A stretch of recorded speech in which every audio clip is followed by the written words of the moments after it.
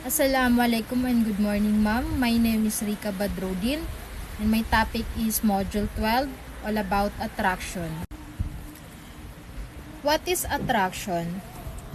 Attraction is generally speaking, an attraction is what draws a person to an object, person, place, or thing. Attraction manifests itself in a lot of ways: physical, interpersonal, sexual, or etc. So, ang attraction ay maaari tayong ma-attract sa isang tao, sa isang bagay, or sa mga lugar, at sa mga pang-amoy natin. Lahat ng bagay ay pwede tayong ma-attract. There are various biological aspect to attraction.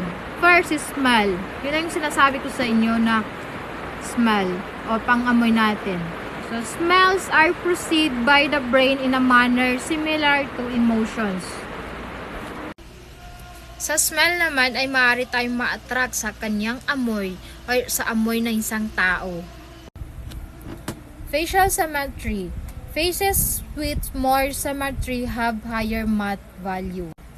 Sa madaling salita, ang facial attraction ay ang pagkagusto mo sa mukha ng isang tao. Parang naaakit ka sa kanilang mga mata, ngiti o hugis ng mukha. Next is hormones. Hormones is a term used to describe the influence of hormones on our feelings or feelings of attractions towards others. It's essentially the idea that our bodies, through the release of certain chemicals, can influence our feelings of romantic interest, desire, and even love. Ang hormones ay may malaking papel sa attraction o pagkahumaling ng isang tao. Ang mga ito ay ang mga kemikal na naglalakbay sa ating daluyan ng dugo at nakaka-impluwensya sa ating mga damdamin, pag-uugali at pisikal na mga proseso. Ito yung amoy natin o ang amoy ng pawis natin. Kasi may mga ibang tao kasi na kapag nagpapawis ay mas lalong bumabango. Bumabango sila. Para bang kahit walang perfume na ginagamit is mabango kahit pinapawisan. Especially pag sa lalaki. Nakaka-attract ito or catch ng attention natin dahil sa amoy nila, amoy na yun. Lalo na pag nagwo-workout or nagbabasketball ang isang lalaki is maamoy natin yung amoy ng pawis nila. May mga tao talaga na mabango yung amoy nila. Kahit wala silang ginagamit na pabango, is mabango talaga yung katawan. Lalo na sa mapababae man or lalaki ito. At meron naman ding mga ibang tao na mabaho yung kanilang amoy, yung pawis nila, mabaho yung nilalabas na pawis ng katawan. May mga ganyan, mapababae o lalaki man. Next is voice pattern. The voices of women change if they are evaluating. They become more high-pitched and feminine. So, sa mga babae naman, is nag-iiba yung mga boses nila kapag sila evaluating na. Nagiging mas kaakit-akit ito at dahil kaakit-akit at nagiging mas babae yung boses nila. May mga babae kasi na parang boses lalaki, ganun. Ma-identify mo talaga. At sa mga lalaki naman is ganun din.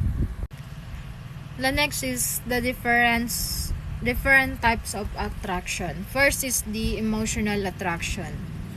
Emotional attraction, the ability to want to be emotionally present with another person, friends, family, or your partner.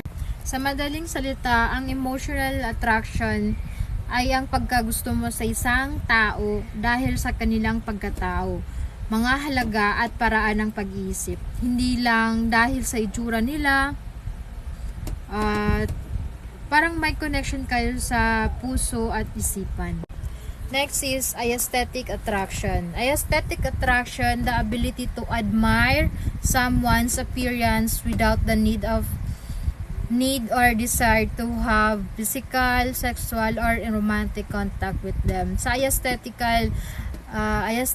attraction is nagugustuhan mo or na-admire mo ang isang tao na without any need or desire, wala kang hinahangad na mga bagay na physical, sexual, or romantic contact. Wala. Yan yung ina-admire mo ang isang tao. Next is physical attraction. A desire to be around others, to be physical, cared for, and treated with love and affection. Sa physical attraction naman is yan yung may binibigyan mo ng halaga ang isang tao at tinatrato mo ng maayos na may pagmamahal na trato o treated with love, sinasabi nila. Next is romantic attraction. Attraction that makes people desire romantic contact or interaction with another person to person. Sa madaling salita, ang romantic attraction ay ang pagkagusto mo sa isang tao at gusto mong magkaroon ng romantic na relasyon sa kanila. Parang gusto mong mangligaw or ligawan sila, makasama sila sa isang relasyon at magkaroon ng matalik na ugnayan. Last is the sexual attraction. Attraction that makes people desire sexual contact or show sexual interest in another person or persons. Sa madaling salita, ang sexual attraction ay ang pagkagusto mo sa isang tao sa sexual na paraan. Parang naaakit ka sa kanilang katawan at gusto mong makipagtalik sa kanila. Yun lamang po, maraming salamat.